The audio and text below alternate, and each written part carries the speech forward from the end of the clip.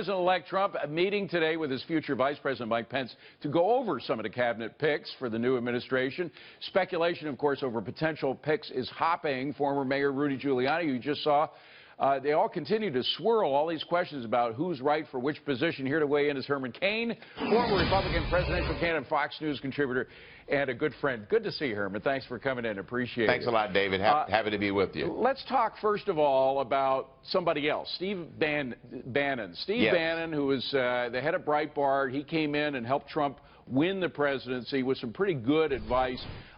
Trump wants him on the inside, but a lot of people are talking dirt about the guy. In fact, I think right now Senator Harry Reid is on the Senate floor. Maybe we can show that picture. This is a live shot of Harry Reid. He's calling the guy a white supremacist. Now, I know Steve Bannon. I know he is not a white supremacist, but that's the rhetoric coming out of this guy's mouth.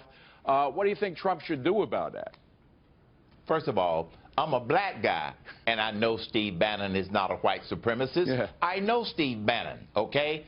As you indicated, he helped to engineer a presidential win. Start from there.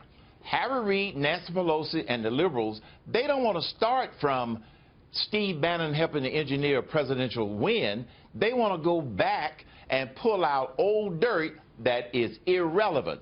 All of this attack on Steve Bannon is because they have nothing else to try and slow Trump down. And let me tell you the other most stupid thing that I saw just before I went on your show. Democrats are asking Trump to fire Steve Bannon. Are they nuts? That's just outright stupid. They don't understand, first of all, leadership, and they don't understand Donald Trump. He's not going to fire Steve Bannon. I think you're right. I think Donald Trump's going to listen to you. By the way, I'm wondering why Dr. Carson took himself out of the running. I thought he wanted a position in the cabinet, Health and Human Services or Surgeon General or something like that. Why do you think he took himself out? Well, it might be because taking a cabinet position is a lot of work, okay? Maybe he didn't want to do that, and he wanted to continue his own venture of delving into education. He has a great foundation going relative to education, but that's true. Don't rule it out yet. He may have taken himself out of consideration, but if he is asked, he might reconsider because he is interested in serving the country. Yes, he is. It may not be over yet. And he knows long hours, by the way. Guys work 16 hours on one operation alone. What about Rudy Giuliani now? We are, as we get word of more anti-Trump protests, I do want to talk about America's Mayor, Rudy Giuliani, and why he said no to the Attorney General job when if anybody's perfectly suited to be the law and order guy in this country, it's Rudy Giuliani. Well, this is only my speculation because of my business experience. He may know that job and the requirements so well that he knows how hard it's going to be, and maybe he's not inspired to do that job.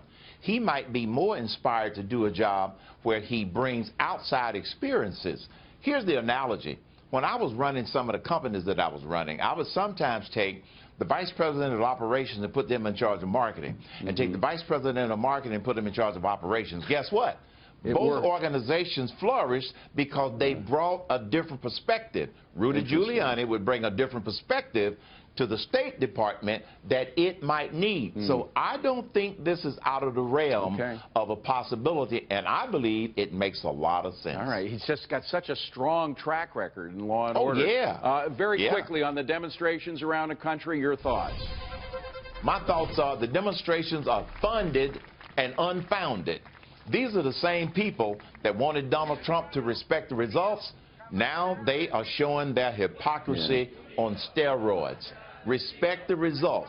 Even President Obama said Donald Trump is the 45th president of the United States. It's funded, we know that, but unfounded. Like a toddler pitching a fit in the floor. Let them cry it out, kick and scream, and they will eventually get over it. Herman Cain. I'm sure he's a good father as well as a good businessman. Herman, thank you very much. I raised two great kids. I'm sure you Let them cry it out. Thanks, Herman. Good.